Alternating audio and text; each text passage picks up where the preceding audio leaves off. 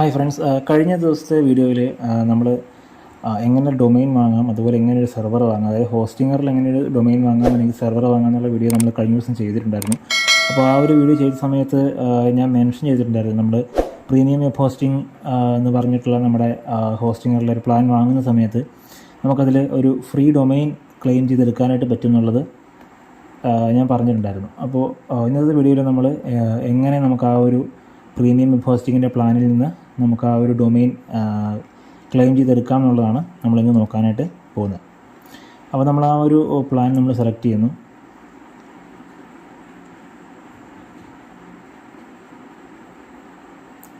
നമ്മൾ സെലക്ട് ചെയ്ത് നമ്മൾക്ക് എത്ര വർഷത്തേക്കുള്ള പ്ലാനാണ് വേണ്ടതെന്നുള്ളത് നമ്മളവിടെ ചൂസ് ചെയ്ത് കൊടുക്കുന്നു. നമ്മൾ പിന്നെ കംപ്ലീറ്റ് പേയ്മെൻറ്റ് കൊടുക്കുക.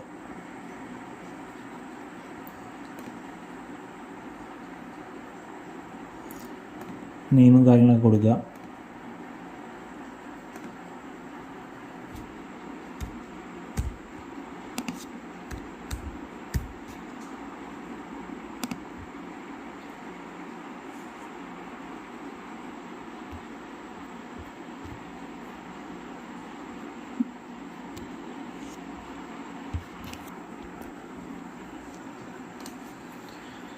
ഓക്കെ, അപ്പോൾ നമ്മുടെ പേയ്മെൻറ്റ് നമ്മൾ കംപ്ലീറ്റ് ചെയ്തിട്ടുണ്ട്.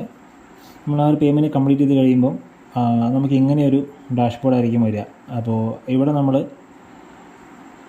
കുറച്ച് കാര്യങ്ങൾ ഫില്ല് ചെയ്ത് കൊടുക്കുക. അതായത് ഇവിടെ ചോദിക്കും who is this website four, നമ്മൾ മൈസെൽഫാണോ അല്ലെങ്കിൽ സമ്മൺ എൽസ് ഏതാണോ കൊടുക്കേണ്ടത് അത് കൊടുക്കുക. അതേപോലെ ചോദിക്കും ക്രിയേറ്റ് എ വെബ്സൈറ്റ് മൈഗ്രേറ്റ് അല്ലെങ്കിൽ hire a professional to build it for me, അതായത് നമ്മൾ ഏത് രീതിയിലാണ് പുതിയ വെബ്സൈറ്റ് ബിൽഡ് ചെയ്യുകയാണോ അല്ലെങ്കിൽ മൈഗ്രേറ്റ് ചെയ്യാനാണ് ഉദ്ദേശിക്കുന്നത് ഏതാണെന്നുള്ള കൊടുക്കുക. ഞാനിപ്പോൾ ഇവിടെ ക്രിയേറ്റ് പുതിയതാണ്.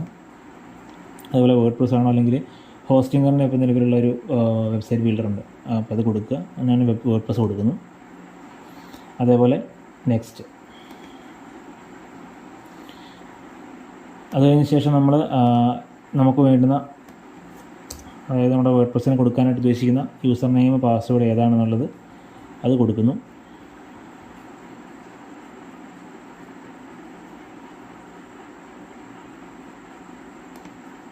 അപ്പോൾ നമുക്ക് വേണ്ടുന്ന യൂസർ നെയിം അല്ല അഡ്മിൻ നെയിം അല്ലെങ്കിൽ ഒരു ജിമെയിൽ ID അതും പാസ്വേഡ് നമ്മൾ കൊടുത്തു.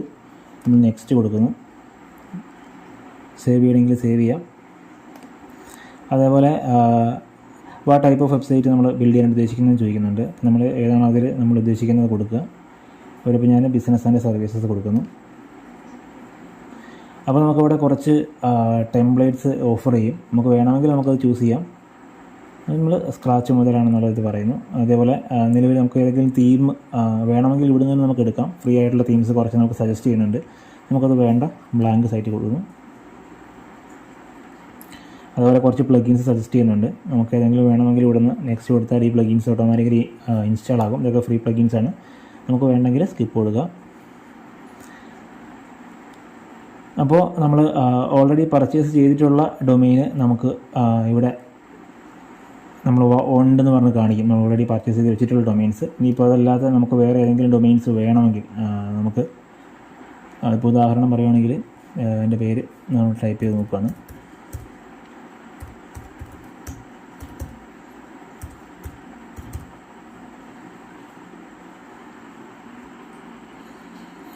ഉണ്ടോ, നമുക്കിവിടെ നോക്കുമ്പോൾ കാണാം. അതായത് നമുക്കൊരു 1000 രൂപയുടെ താഴെയുള്ള ഡൊമെയിൻസാണ് നമുക്ക് അവൈലബിൾ ആയിട്ട് കിട്ടുക, അതായത് ഫ്രീ ആയിട്ടുള്ളത് കിട്ടുക. അപ്പോൾ നമുക്ക് എന്താണ് ഡൊമെയിൻ വേണ്ടത് ആ ഡൊമെയിൻ നമ്മൾ അടിച്ച് നോക്കുന്ന സമയത്ത് നമുക്ക് ആ ഒരു ഡൊമെയിൻ അവൈലബിൾ ആണെങ്കിൽ ഇവിടെ നമുക്ക് ഫ്രീ എന്നുള്ള രീതിയിൽ കാണിക്കും, ഈ ഒരു രീതിയിൽ കാണിക്കും. അപ്പോൾ നമുക്ക് ഏത് ഡൊമെയിനാണോ വേണ്ടത് ആ ഡൊമെയിൻ ഇവിടെ ക്ലിക്ക് ചെയ്തിട്ട് നെക്സ്റ്റ് കൊടുത്തു കഴിഞ്ഞാൽ ആ ഡൊമെയിൻ നമ്മുടേതായിട്ട് കിട്ടും. അത്രേ ഉള്ളൂ, സിമ്പിളായിട്ട്. ഇങ്ങനെയാണ് നമുക്ക് നമ്മുടെ ഈ പ്രീമിയം വെബ് ഹോസ്റ്റിംഗ് പ്ലാൻ നമ്മൾ എടുക്കുന്ന സമയത്ത് നമുക്ക് ഇത് ഫ്രീ ആയിട്ട് ഡൊമെയിൻ നമുക്ക് ക്ലെയിം ചെയ്തെടുക്കാനായിട്ട് പറ്റുന്നത്. അപ്പോൾ നമുക്കിതിപ്പം ഈ ഏത് ഡൊമൈനാണ് വേണ്ടത്, ഇപ്പം .in ആണ് നമുക്ക് വേണ്ടതെങ്കിൽ ഇതിവിടെ ക്ലിക്ക് ചെയ്യുന്നു. ഈ നെക്സ്റ്റ് കൊടുത്തു കഴിയുമ്പോൾ നമുക്ക് ഈ ഡൊമൈൻ ഇവിടെ നമ്മുടെ സ്വന്തമായിട്ട് കിട്ടും. അത്രേ ഉള്ളൂ.